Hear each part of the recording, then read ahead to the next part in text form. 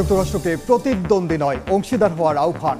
বেইজিংয়ে Trump শির রুদ্ধদ্বার বৈঠক। Taiwan নিয়ে ওয়াশিংটনকে হুঁশিয়ার করলেন চীনের প্রেসিডেন্ট। ইরানের সঙ্গে আলোচনায় অগ্রগতি হলেও নিজ শর্তে অনড় যুক্তরাষ্ট্র। হরমুজ ইস্যুতে সমঝোতা করবে না তেহরান। হামলা হলে মার্কিন স্থাপনায় পাল্টা আঘাতের হুমকি। লেবাননে ইসরায়েলি হামলায় একই পরিবারের 5 জন সহ নিহত 15।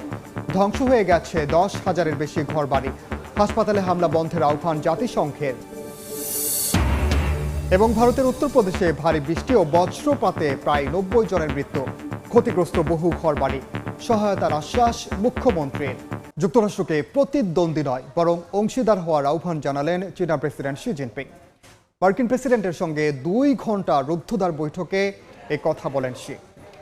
এ সময় তাইওয়ান নিয়ে সতর্ক করে তিনি বলেন, তাইপে ইস্যু ঠিকমতো সামলানো না গেলে ওয়াশিংটন বেইজিং সংঘাতে জড়াতে পারে। অন্যদিকে শি জিনপিংকে অসাধারণ নেতা উল্লেখ করে চীন যুক্তরাষ্ট্র সুন্দর ভবিষ্যৎ গড়তে যাচ্ছে বলে আশাবাদ ব্যক্ত করেন ট্রাম্প। স্থানীয় সময় বৃহস্পতিবার বেইজিংয়ের গ্রেট হলে বৈঠকে বসেন চীনা প্রেসিডেন্ট ও মার্কিন প্রেসিডেন্ট ডোনাল্ড ট্রাম্প। প্রায় 2 ঘন্টা রুদ্ধদ্বার আলোচনা করেন দুই নেতা।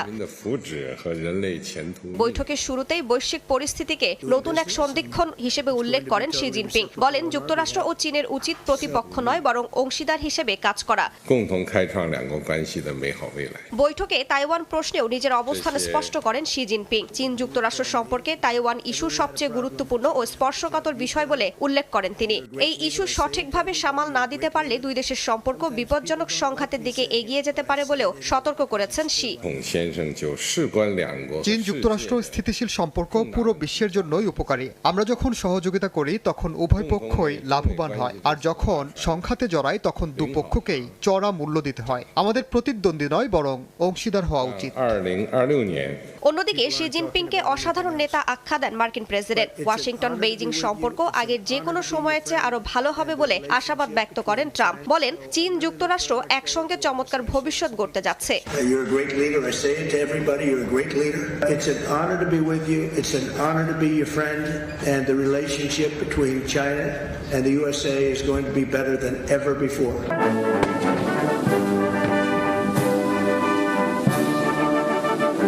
এর আগে বেইজিংয়ে পৌঁছালে গ্রেট হলে ট্রাম্পকে স্বাগত জানান চীনা প্রেসিডেন্ট শি জিনপিং।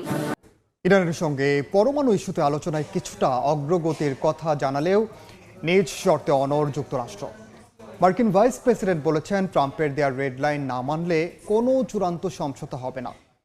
এদিকে হরমুজ প্রণালী ইস্যুতে নিজেদের অবস্থান থেকে এক চুলও সরবে না বলে সাফ জানিয়েছে ইরান।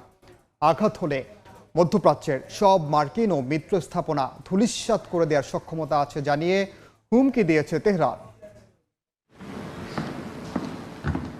ইরান যুদ্ধ স্থায়ীভাবে বন্ধে কূটনৈতিক পর্যায়ে আলোচনা এগিয়ে যাচ্ছে। এমন পরিস্থিতিতে মার্কিন ভাইস প্রেসিডেন্ট জেডি ভ্যান্স তেহরানের সঙ্গে পরমাণু আলোচনায় কিছুটা অগ্রগতির আভাস দিয়েছেন। হোয়াইট হাউসে সাংবাদিকদের তিনি জানান, প্রেসিডেন্ট ট্রাম্পের বেঁধে দেওয়া শর্ত পূরণ না হওয়া পর্যন্ত কোনো চূড়ান্ত সমঝোতা হবে না। পাকিস্তানের ইসলামাবাদে সম্প্রতি অনুষ্ঠিত বৈঠকে ওয়াশিংটন বেশ কিছু কঠিন শর্ত রেখেছিল বলে জানিয়েছেন ইরানি প্রতিনিধি দলের সদস্য। যুক্তরাষ্ট্রের দাবি ছিল, হরমুজ প্রণালী সম্পূর্ণ খুলে দিতে হবে এবং 60% সমৃদ্ধ ইউরেনিয়াম মজুদ সরিয়ে নিতে হবে। এর বিনিময়ে জব্দ করা $6 বিলিয়ন ছাড়ের প্রস্তাব দেয় যুক্তরাষ্ট্র। শুরুতে আলোচনার টেবিলে কিছুটা নমনীয়তা থাকলেও পরবর্তীতে ট্রাম্প এই সমঝোতা প্রস্তাব প্রত্যাখ্যান করেন বলে দাবি করেছে তেহরান। কূটনৈতিক আলোচনা চললেও কোনো পক্ষই ছাড় দিতে নারাজ। হরমুজ প্রণালী ইস্যুতে নিজেদের অবস্থান থেকে এক চুলও সরবে না বলে সাফ জানিয়েছে ইরান। দেশের প্রথম ভাইস প্রেসিডেন্ট মোহাম্মদ রেজা আরিফ সাফ জানিয়েছেন, হরমুজ প্রণালীর ওপর ইরানের অধিকার নিয়ে কোনো তর্কের অবকাশ নেই। অন্যদিকে ইরানের পার্লামেন্ট স্পিকারের হুঁশিয়ারি, যুক্তরাষ্ট্র ইরানের অবকাঠামোতে আঘাত হানলে তার জবাবে ওই অঞ্চলের সব মার্কিন ও মিত্র স্থাপনা কয়েক ঘন্টায় ধূলিসাৎ করে দেওয়ার সক্ষমতা রাখে তেহরান। এদিকে ইরান যুদ্ধ চলার সময় ইসরায়েলি প্রধানমন্ত্রী বিনিয়ামিন নেতানিয়াহুর সংযুক্ত আরব আমিরাত সফর নিয়ে শুরু হয়েছে বিতর্ক। নেতানিয়াহুর দপ্তর থেকে দাবি করা হয়, তিনি গোপনে আমিরাত সফর করে দেশটির প্রেসিডেন্টের সাথে সাক্ষাৎ করেছেন। তবে আবুধাবির পক্ষ থেকে এই দাবি সরাসরি নাকচ করে দেয়া হয়েছে। আমিরাতের রাষ্ট্রীয় বার্তা সংস্থা ওয়াম জানায়, নেতানিয়াহুর সফর বা কোনো ইসরায়েলি সামরিক প্রতিনিধি দলকে স্বাগত জানানোর তথ্যটি সম্পূর্ণ ভিত্তিহীন। লেবাননের দক্ষিণাঞ্চলে ইসরায়েলি বিমান হামলায় একই পরিবারের 5 জন সহ অন্তত 15 জন নিহত হয়েছেন। যুদ্ধবিরতি চুক্তির তোয়াক্কা না করে নাবাতীয় টায়ার এলাকায় ধ্বংসযজ্ঞ অব্যাহত রেখেছে তেল আবিব। দখলদার বাহিনীর আগ্রাসনে এ পর্যন্ত ধ্বংস হয়েছে 10,000-এর বেশি ঘরবাড়ি। এমন পরিস্থিতিতে লেবাননের স্বাস্থ্যসেবা খাতের উপর হামলা বন্ধের আহ্বান জানিয়েছে জাতিসংঘ। লেবাননের নাবাতিয়ে শহরে উদ্ধার অভিযান চালানোর সময় ইসরায়েলি হামলায় নিহত 2 সিভিল ডিফেন্স কর্মীকে চোখের জলে বিদায় জানিয়েছে লেবাননবাসী। বুধবার হোসেন জাবের এবং আহমেদ নৌরার জানাজায় শত শত মানুষ অংশ নেন। এদিকে নাবাতিয়া এলাকার আরব সামিল শহরে বুধবার ভয়াবহ বিমান হামলা চালিয়েছে ইসরায়েলি সেনারা। আবাসিক ভবনে চালানো এই হামলায় একই পরিবারের কয়েকজন প্রাণ হারান। এছাড়া আল নামিরিয়া এলাকায় আলাদা হামলায় আরও কয়েকজন নিহত হওয়ার খবর পাওয়া গেছে। ধ্বংসস্তূপের নিচে বেশ কয়েকজন চাপা পড়ায় হতাহতের সংখ্যা বাড়তে পারে বলে আশঙ্কা করা হচ্ছে। হামলা হয়েছে রাজধানী বৈরুতেও। শহরের দক্ষিণ উপকণ্ঠে একটি উপকূলীয় হাইওয়েতে ড্রোন হামলায় শিশুসহ কয়েকজন নিহত হয়েছেন। এছাড়া সিদন এবং টায়ার এলাকাতেও কয়েকটি হামলায় হতাহতের খবর পাওয়া গেছে। ইসরায়েলি আগ্রাসনে লেবাননের বেসামরিক অবকাঠামোর ব্যাপক ক্ষয়ক্ষতি হচ্ছে। গত 17 এপ্রিল যুদ্ধবিরতি ঘোষণার পর থেকে এ পর্যন্ত দেশটিতে 10,000-এরও বেশি ঘরবাড়ি ক্ষতিগ্রস্ত বা সম্পূর্ণ ধ্বংস হয়ে গেছে। ইসরায়েলি সেনারা সীমান্তের ভেতরে 10 কিলোমিটার এলাকা জুড়ে একটি ইয়েলো লাইন ঘোষণা করে সেখানে ব্যাপক ধ্বংসযজ্ঞ ও উচ্ছেদ অভিযান চালাচ্ছে বলে অভিযোগ উঠেছে।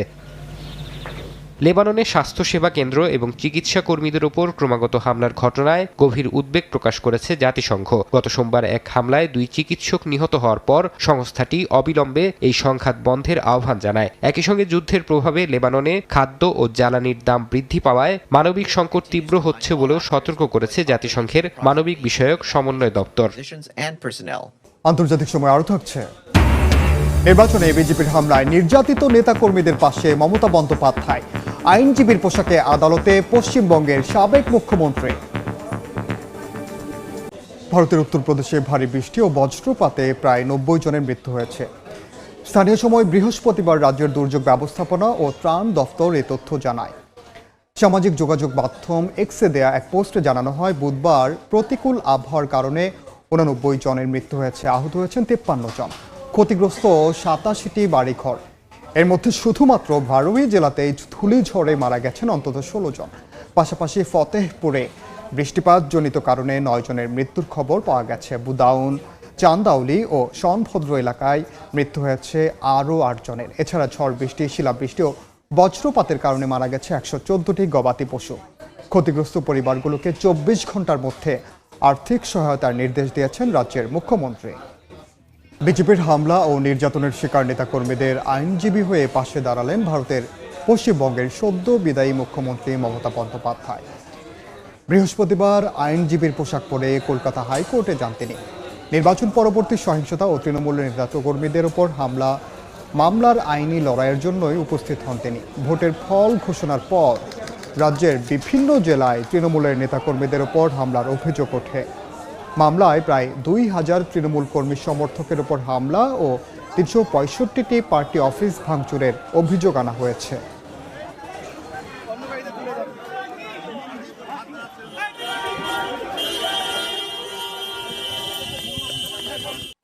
আন্তর্জাতিক সময় আরও থাকছে। দলের অভ্যন্তরীণ চাপে কোণঠাসা ব্রিটিশ প্রধানমন্ত্রী। এবার পদত্যাগ করতে পারেন স্বাস্থ্যমন্ত্রী। স্টারমারের সমর্থনে মাঠে নেমেছেন অনুগত মন্ত্রীরা। শুরু হয়েছে ব্রিক্স সদস্যভুক্ত দেশের পররাষ্ট্রমন্ত্রী পর্যায়ের 2 দিনব্যাপী সম্মেলন। স্থানীয় সময় বৃহস্পতিবার সকাল 10টায় অত্যাধুনিক কনভেনশন সেন্টার ভারত মণ্ডপমে আগত অতিথিদের স্বাগত জানান দেশটির পররাষ্ট্রমন্ত্রী এস জয়শঙ্কর। সম্মেলনে যোগ দিয়েছেন রাশিয়া, দক্ষিণ আফ্রিকা সহ সদস্য দেশগুলোর প্রতিনিধিরা। বিশেষ নজর কাড়ছে ইরানের পররাষ্ট্রমন্ত্রী আব্বাস আরাকচি ও জোটের নতুন সদস্য ইন্দোনেশিয়ার পররাষ্ট্রমন্ত্রীর উপস্থিতি। আগামী সেপ্টেম্বরে ভারত অনুষ্ঠেয় 18তম ব্রিক্স শীর্ষ সম্মেলনের আগে এই বৈঠক বিশ্ব কূটনীতির কেন্দ্রবিন্দুতে পরিণত হয়েছে। ভারতের কর্ণাটক রাজ্যের স্কুল কলেজে হিজাব পরার অনুমতি দেওয়া হয়েছে। স্কুল ইউনিফর্ম সংক্রান্ত 2022 সালের আদেশটি প্রত্যাহার করে নতুন নির্দেশনা জারি করেছে রাজ্য সরকার।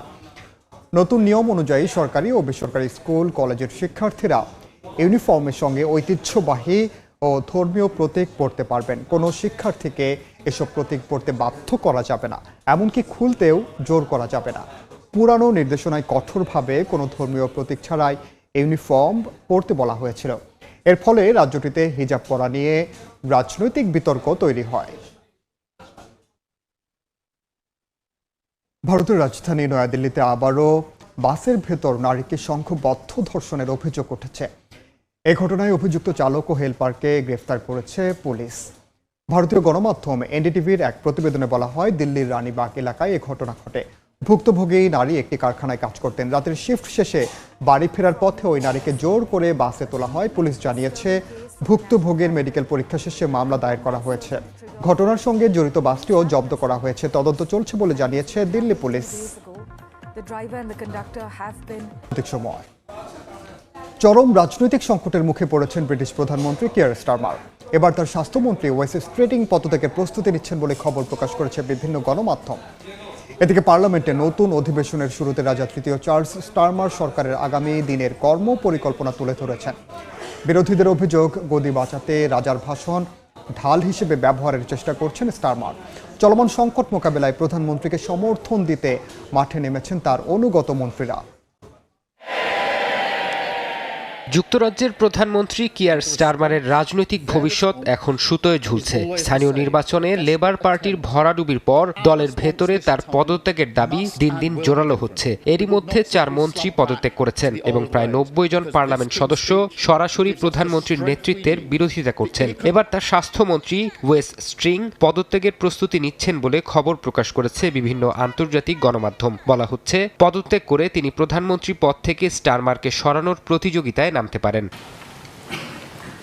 এমন উত্তপ্ত পরিস্থিতির মধ্যেই পার্লামেন্টে নতুন অধিবেশনের শুরুতে রাজা তৃতীয় চার্লস ভাষণ দেন। ব্রিটিশ প্রধানমন্ত্রী কিয়ার স্টারমার সরকারের আগামী দিনের কর্মপরিকল্পনা ও আমূল প্রশাসনিক সংস্কারের এক বিশাল রূপরেখা তুলে ধরেন তিনি। পরে পার্লামেন্টে এ বিষয়ে কথা বলেন স্টারমারও। তবে বিরোধী দল বলছে, নিজের গদি রক্ষায় স্টারমার এখন মরিয়া হয়ে রাজার ভাষণকে ঢাল হিসেবে ব্যবহারের চেষ্টা চালাচ্ছেন।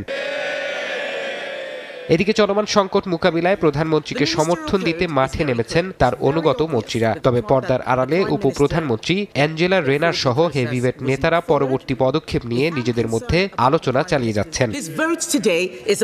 আন্তর্জাতিক সময় পাকিস্তানের সাবেক প্রধানমন্ত্রী ও পিটিআই নেতা ইমরান খান কারাগারে ভয়াবহ নির্যাতনের শিকার হয়েছেন বলে অভিযোগ উঠেছে, যে কারণে তিনি দাবি করেছেন।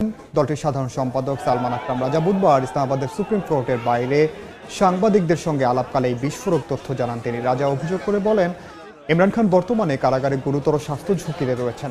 তাকে মৌলিক অধিকার থেকে বঞ্চিত করে বন্দী করে রাখা হয়েছে।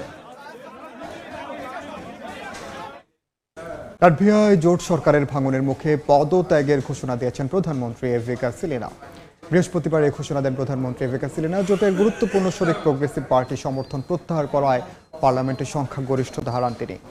রাজনৈতিক চাপ আরও বাড়ে গত সপ্তাহে যখন ইউক্রেনীয় ড্রোন লাটভিয়ার আকাশসীমায় ঢুকে পড়ার একাধিক ঘটনায় সরকারের ভূমিকা নিয়ে সমালোচনা শুরু হয়।